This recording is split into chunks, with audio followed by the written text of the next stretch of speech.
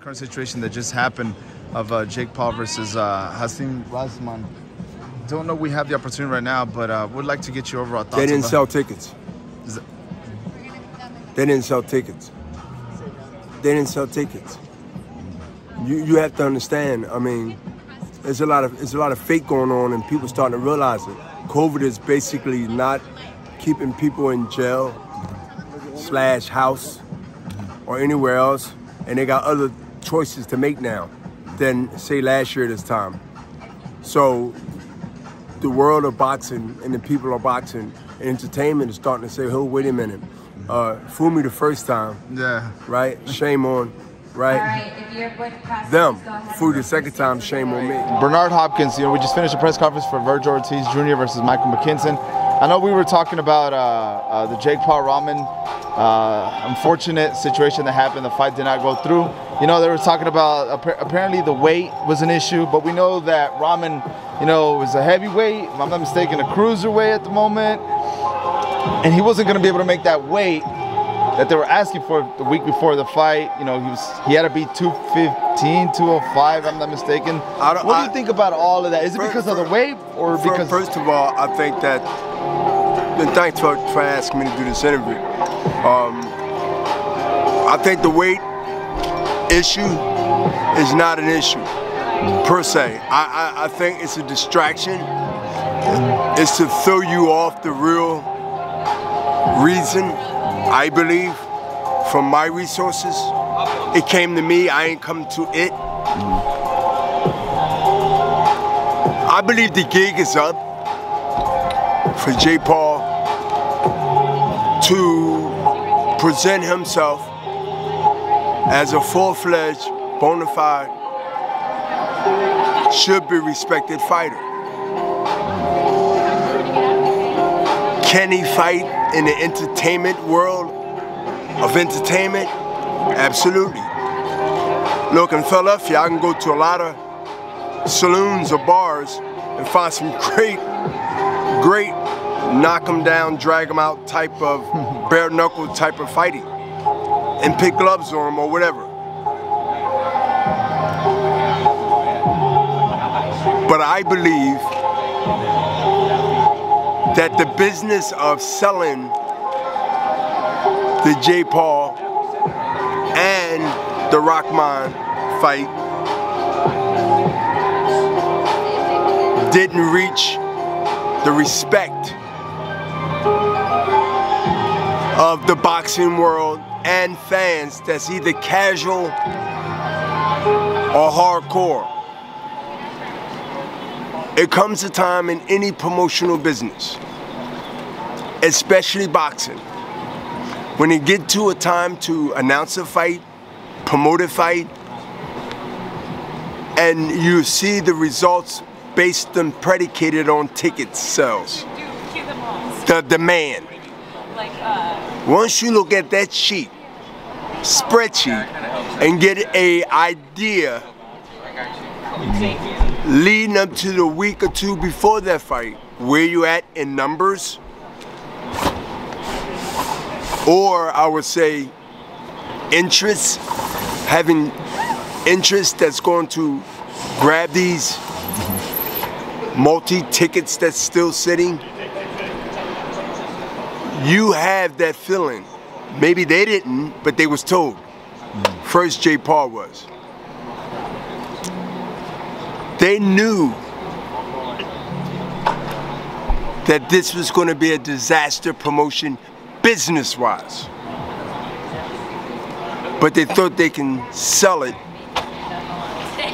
and thought the people, the public of the boxing people. And you can even add the entertainment people that's not really hardcore but just want to see a show. Now it becomes, how do we curate something to not get that exposed? And blame it on this guy and blame it on that guy. I'm not taking up for either person, but I just know that the gig is up. The shit show is up. The shit show is up. Bernardo, you know, just to piggyback off of that, I was on Twitter. A lot of conversations happen on Twitter. I know you've seen it before, how Twitter, you know, a lot of people speak. When that fight went through, we had a topic conversation on our Fight Hub Twitter page, and somebody screenshotted the MSG, how many tickets were still available, and there was more blue than gray. Now, and what did that tell you? I glanced at it at first. I was like, well, okay.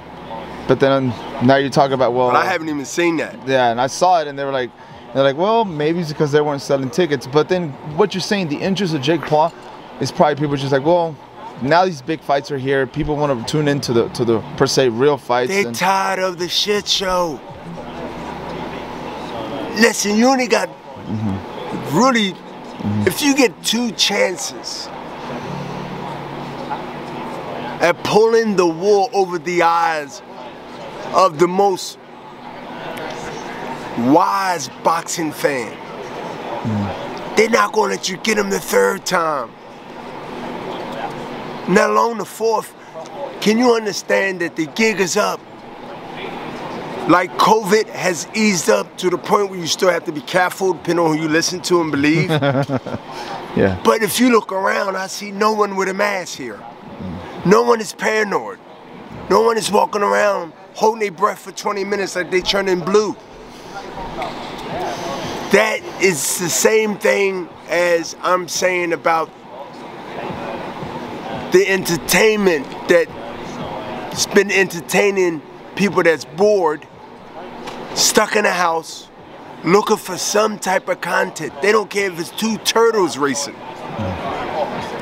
Do you not understand with my ADHD, to see 2 turtles racing would drive me fucking crazy? I think that makes 2 of us. That makes so I'm trying to make some sense of this. Yeah. To let you understand that the proof is in the ticket sales. They're not selling and they're not buying. When they're not buying, you will not sell and you cannot sell. So now you have to bail out with the blame game mentality.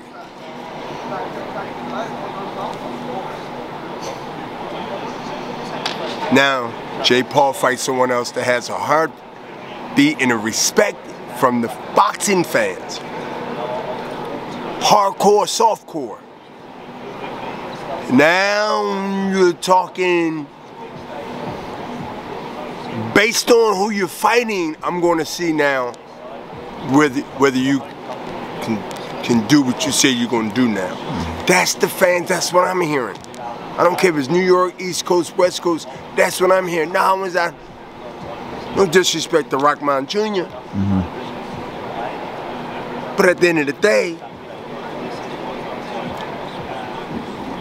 people want to see real stuff now. They got other choices. They can go see a movie now. They can go outside and see a movie. They don't have to buy any cable, look at any Netflix. They go right now to the movies and sit there now with their popcorn and feel some normalcy. Come on, Jay. Don't have them start calling you fake Paul after you being Jake Paul. It's over. Come on, you done well in that hustle. The hustle is over. Should I say the hustling is over?